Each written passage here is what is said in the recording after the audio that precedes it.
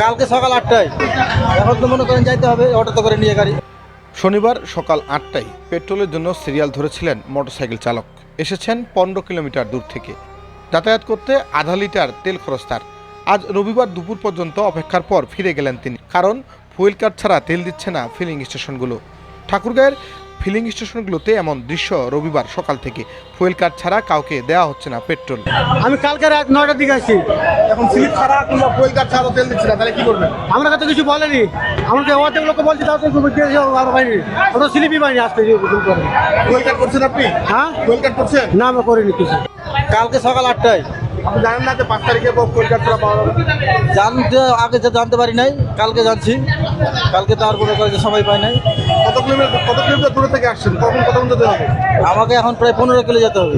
যাইতে আসছে কত টাকা খরচ হবে? যাইতে প্রায় আমার মনে করে হাফ লিটার তেল যায় যাইতে আসতে। তাহলে এখন তো ফিরে যেতে হবে।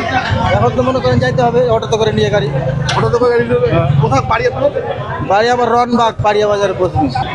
এখন কি ঘুরে যেতে হবে? ঘুরে যেতে হবে, উপায় নাই তো। কিন্তু কত দূর বাসা? এখান থেকে 3 কিলোমিটার।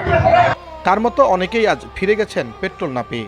তবে ফুয়েল কার্ড দিয়ে 500 টাকার তেল পেয়ে খুশি অনেক মোটরসাইকেল চালক। তারা বলছেন ভোগান্তি কিছুটা হলেও কমবে, কর্মজীবীরা স্বস্তিতে মোটরসাইকেল নিয়ে গন্তব্যে পৌঁছাতে পারবেন। ফুয়েল কার্ডটা করলে একটা নিয়ম থাকে যে আজকে তেল নিলাম 3 দিন আর নিব না, আমি আসবো না।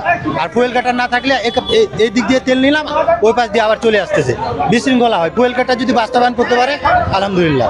আমার খুব ভালো লাগছে। আজকে মনে হয় যে নিয়ম কানুন সবকিছু ঠিক আছে আর কি। বর্তমান যে নিয়ম কানুন প্রশাসন এবং সবকিছু মিলে সরকারের এটা ঠিক আছে আর কি, এটা প্রয়োগ হচ্ছে এখন। এদিকে ঠাকুরগাঁও জেলা প্রশাসনের ঘোষণা অনুযায়ী ফুয়েল কার্ড ছাড়া তেল বিক্রি করছে না ফিলিং স্টেশনগুলো। তদারকি করছেন প্রশাসনের কর্মকর্তা ও ট্যাগ অফিসাররা। নিয়ম ভাঙলে আনা হচ্ছে আইনের আওতায়। জেলা প্রশাসন থেকে আমাদের জেলার যে কেন্দ্রীয় নির্দেশনা সকল উপজেলার জন্য, সকল পাম্পের জন্য নির্দেশনা হচ্ছে আজ 5 তারিখ। আজকের পর আগামী দিনগুলোতে আমরা কোনোভাবেই ফুয়েল কার্ড ব্যতীত কাউকে কোনো ধরনের তেল সরবরাহ না করার জন্য নির্দেশনা দিয়েছি পাম্প কর্তৃপক্ষকে। ফুয়েল কার্ড বাস্তবায়ন হলে কৃষকদের পাশাপাশি ভোগান্তি দূর হবে মোটরসাইকেল চালকদের, এমন আশা করছেন বালিয়াডাঙ্গি সহ ঠাকুরগাঁর মানুষ। লাইরি ফিলিং স্টেশন থেকে আলমামুন জীবন, উত্তরবঙ্গ সংবাদ, ঠাকুরগাঁও।